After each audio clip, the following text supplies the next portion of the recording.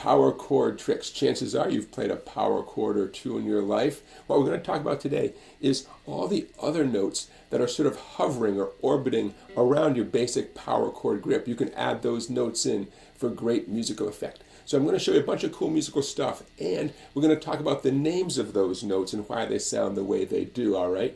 Now, if you're watching this on YouTube, you're going to see a short version. For the complete version of this video and for many more great videos, check out my website, SongBike. All right, let's get started.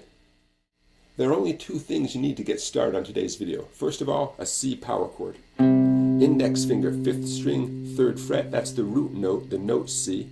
And ring finger, 4th string, 5th fret, the note G. If that feels like a big stretch, consider where your thumb is. Your thumb should be pointing straight up towards the ceiling, kind of equidistant between your index and ring fingers. If that still feels like a big stretch, you could substitute your pinky finger for your ring finger. Now, the other thing you need is a C major scale. If you haven't done much scale work, don't let this scare you away, but this is going to help you get the most out of today's video.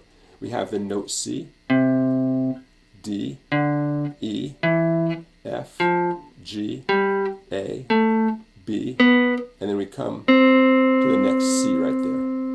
Now, I'm going to do the same thing, but I'm going to number those notes. Instead of calling them by their names, I'm going to say that's the 1st degree of the scale, the 2nd degree, 3rd, 4th, 5th, 6th, 7th, 8th. In this video, the numbers matter more than the names. I'll say it one more time. 1st degree of the scale, 2nd degree, 3rd, 4th, 5th, 6th, 7th, 8th. The more comfortable you are with that sequence of notes that I just played, the more you will get out of today's video. Now let's give that C power chord a little rhythm like this. 2, 3, 4.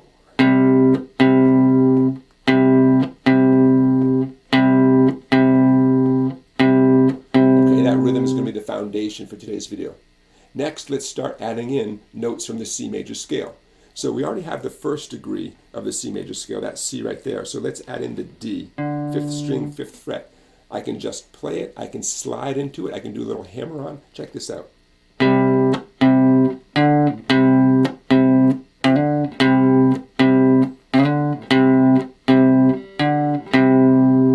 Okay, now what you're hearing is the effect of adding the 2nd degree of a major scale to a power chord. And by the way, in case I didn't mention it before, the definition of a power chord is the 1st degree of the major scale and the 5th degree of the major scale played at the same time. Okay, you got the idea? So let's continue on adding different notes from the major scale. Now let's add on the 3rd degree of the C major scale. The way I'm playing it, it's up here, 7 on the 5th string. Takes me out of position, so I'm going to slide into it like this.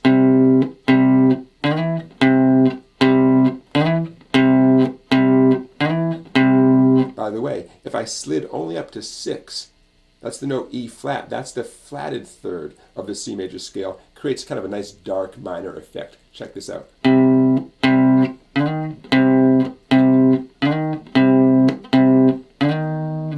Okay, nothing wrong with that.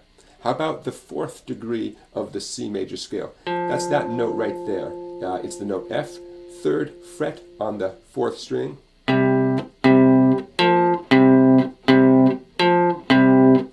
How about if we slide into it? Kind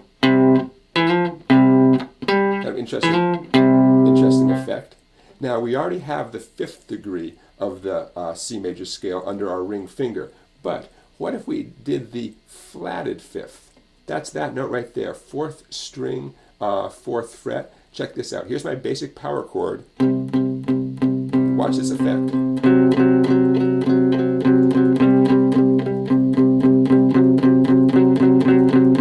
That's kind of creepy, right? So what I did was I lifted away my ring finger, and instead I put down my middle finger, 4th string, 4th fret, the flatted 5th degree of a C major scale. And you can hear the flatted 5th is a creepy sound, right? Quick aside, that note is known as a tritone, or these two notes together, known as a tritone. C natural, regular C, and an F sharp right there, or G flat if you like. Those two notes are 3 whole steps apart, and what you hear is a kind of disturbing sound known as a tritone. All right, right, YouTubers, I've got a lot more to show you. I want to talk to you about moving this whole thing up the neck. I want to show you how you can access some notes on the 6th string. All right, so head on over to SongBike where you can see the rest of this video and access a lot more videos not available on YouTube. I want to thank you for watching this video so far and for subscribing to my YouTube channel, and I will see you over at SongBike.